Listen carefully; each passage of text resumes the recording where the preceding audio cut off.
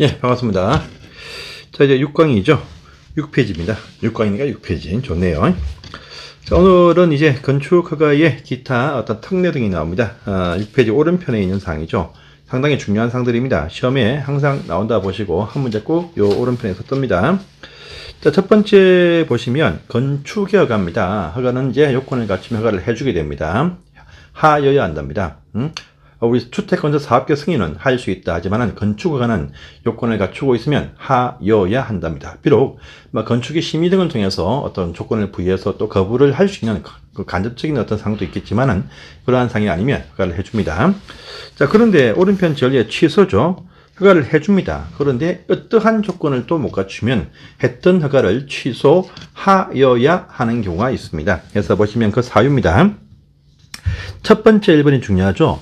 건축의 허가를 받으면 2년 안에 공사 사업에 착수입니다. 착수를 해야 됩니다.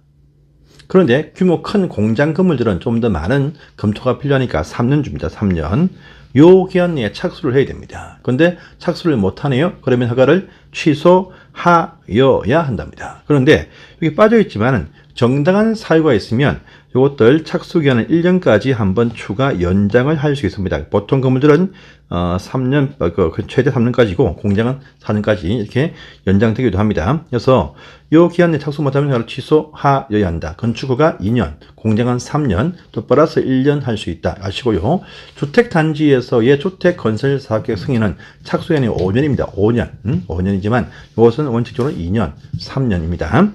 두 번째입니다. 착수를 했습니다. 했지만 사업자의 부도 파산 등으로 공사가 완료되지 못하겠다고 판단되어져도 취소를 하여야 한답니다. 세 번째 보시면 착수기간이 2년 또는 3년 주어집니다. 그 사이에 어떠한 사유로 대지의 소유권을 상실할 수 있습니다. 그런데 상실되었다 해도 빨리 회복하면 됩니다. 6개월여도 회복을 못해 이때도 취소를 하여야 한다. 세 가지 중요한 사항입니다.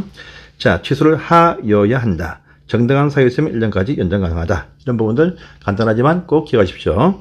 두 번째입니다. 거부죠, 거부. 그러면 요건을 갖추면 허가를 해 주어야 하는데, 그런데 어떠한 또 지역에 있거나 어떠한 건물 지을 때는요, 비록 건축할 수 있는 건물이지만 거부할 수도 있습니다. 뭐냐 하면, 자, 첫 번째 보시면, 자, 그 지역의 상업지역 등에서는요, 어떤 위락시설, 숙박시설, 모텔 등을 건축할 수 있습니다. 그런데 그 바로 앞에 좌우에 보니까 아파트가 보인다, 학교 보인다 할 때 교육 환경상 또 주거 환경상 좀 안 좋을 수 있어요. 이럴 때는 거부를 할 수가 있다, 할 수 있는 사유입니다.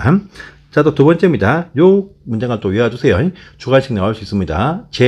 듭니다.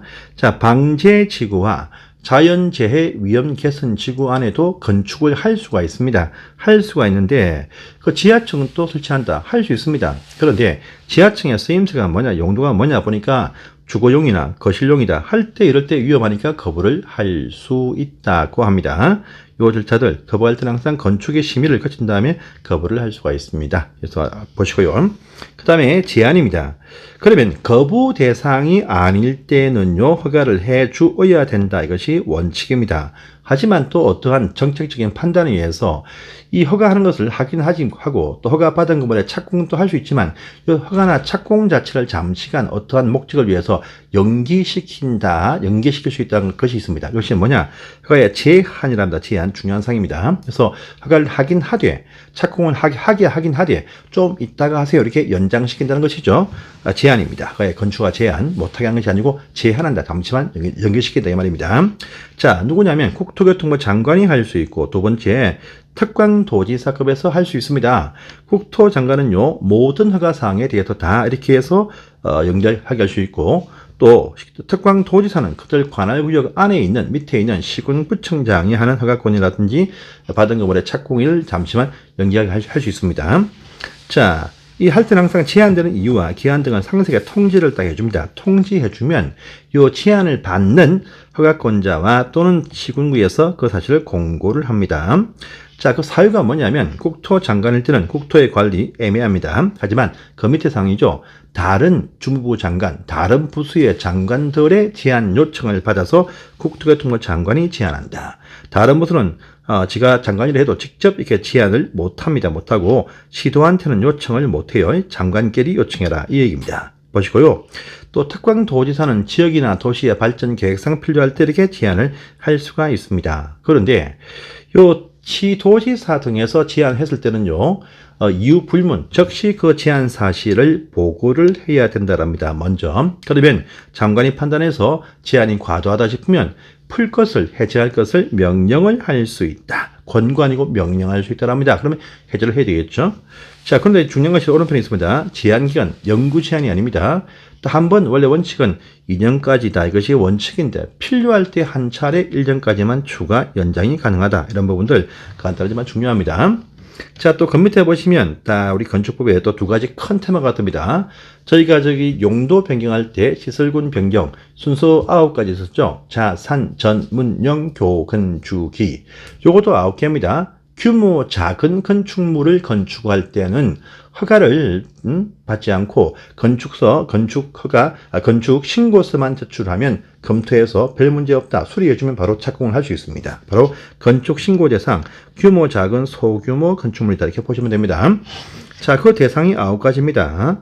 시설군도 9가지, 이것도 9가지입니다. 요 9가지를 또 암기를 좀 해 주십시오. 자, 보시면 연, 이, 관, 대, 표는 공업수다.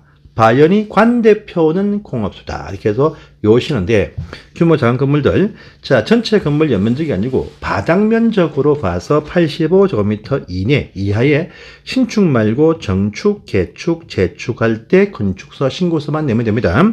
자, 연면적 합계 토탈 면적이죠. 대지 안에서 땅에서 총 면적입니다. 이것이 100제곱미터까지 이하의 건축이다. 주로 신축을 의미한다. 이렇게 아시면 됩니다. 자, 높이 3m까지 올라간다. 뭡니까? 정축이죠. 3m 이하입니다. 자, 네 번째 상은 좀 복잡한데 도시지역 말고 농촌지역, 관리지역, 농림지역, 자연환경 보존지역, 관농자, 농촌토지 용도에서 또 보시면 보통 농촌, 이 말은요 지구 단위 계획구역도 아니다. 이 말은요 개발할 계획도 없다. 또 방제지구나 붕괴 위험지역도 아니다. 위험한 곳도 아니다. 개발할 계획도 없고 위험하지도 않은 보통 환에 빠진 시골 농촌에서는 좀 규모를 배 정도로 크게 해줍니다. 그래서 이때는 연면적 토탈 면적이 200제곱미터 미만이면서 3층 미만인 건물의 건축 등이 다 여기 포함됩니다. 200제곱미터이면 안 되고 290제곱미터. 그 다음에 어딥니까? 3층 미만이니까 2층까지 이하 정도 건축은 하게 해준다. 신고하면 하게 해준다. 이 의미가 포함이 되었습니다. 자, 또 지역을 불문하고 밑에 또 5번에 있죠. 연면적 200제곱미터 미만이면서 또 3층 미만인 건축물, 좀 소형 건축물들 각종 어떤 대수선할 때 그냥 신고하시면 된다라는 의미가 이게 또 포함이 되겠습니다. 자, 또 6번 보시면 표준 설계 도서입니다. 농촌 마을에 조그만 집 지을 때 다 요거로 하는데요. 요 표준 설계 도서로서 촉구하는 건축물들 요거 첨부하면 신고하시면 되겠다는 말입니다. 그 다음에 또 7번 공장이 많은 장소죠. 공업단지 또는 뭐 각종 어떤 공업지역 산업단지 등인데요. 이런 곳에서 공장이 좀 작아요. 그래서 보시면 2층 이하이면서 500제곱미터 이하 정도의 공장은요. 산단에서는 그렇게 작은 규모에 포함됩니다. 이것들은 신축할 때 그냥 신고하시면 된다 이 말입니다. 자, 또 8번입니다. 농촌마을 동이 아니고 동 말고 행정구역이 업과면 단위에서 농촌마을이죠. 그래서 농사 짓기 위해서 농업용 창고라든지 또는요 농막도 포함됩니다. 농막 200제곱미터 정도 이하이거나 또 축사나 작물 재배사 좀 규모가 크죠. 요것들은 400제곱미터 이하이다. 400이면요 소 한 10마리 뭐 20마리 키웁니까? 요 정도까지는 그냥 농부들 신고하시면 되겠다란 말입니다. 그 다음에 또 9번상 이것도 주의하시는데 여러분 위에 6번 어딥니까? 여기 5번 상과 9번 상을 좀 비교하십시오. 5번 상은 규모 작은 건축물의 각종 어떤 대수선입니다. 대수선. 그런데 9번 상은요 건물 크기를 묻지 않습니다. 크든 작든 관계없이 그 대수선하는 내용이 무엇이냐 하니까 수선합니다. 정설과 해체도 아니고 변경도 아니고 수선하는 대수선은 전부 다 일체 다 신고사항이다. 해서 요것들 비교해서 보시는데 요건 꼭 외워야 됩니다. 한 문제 틀리겠다 하면 안 오셔도 돼. 근데 한 문제가 잘 뜨기 때문에 늘 나오기 때문에 요건 이해하시고 정리를 해야 됩니다. 바연이 관대표는 공업수다. 저기 시설군 변경해서 보시면 그때는 자산 전문형 조건주기, 요것은 바연이 관대표는 공업소다 해서 정리해서 한 10번만 엎드리시면요 다 외워집니다. 자, 그 다음에 자, 건축 신고서 내는 작은 건물도 있습니다. 자, 또 밑에 보시면 건축협의회는 크기를 묻지 않습니다. 국가나 지방자치단체, 즉 행정청에서 행정목적 공공용, 뭐 지하철 이런 거 말고요. 공용건물 행정청사, 소방청사 등은 지을 때입니다. 이때는요, 행정청과는 뭐 허가나 신고 안 합니다. 협의합니다. 건축협의 해서 착수합니다. 또 행정청과는 사용 승인 규정, 검사 규정도 없습니다. 그냥 통보하면 쓰면 된다. 행정청에서 필요한 행정목적 건축물들은 협의해서 착수하고 통보하고 쓴다. 작게는 동사무소, 크게는 시청사 이렇게 보시면 됩니다. 자, 또 자, 끝판에 보시면 이제 사용승인이죠. 공사 끝이 났습니다. 이제 건축허가 받고 나서 공사 끝이 났네요. 절차에 보시면은 마지막 단계죠. 사용승인입니다. 주택법에서의 주택단지는 사용검사, 건축법에서의 건축허가 받은 건물들은 사용승인 받는다 이렇게 표현합니다.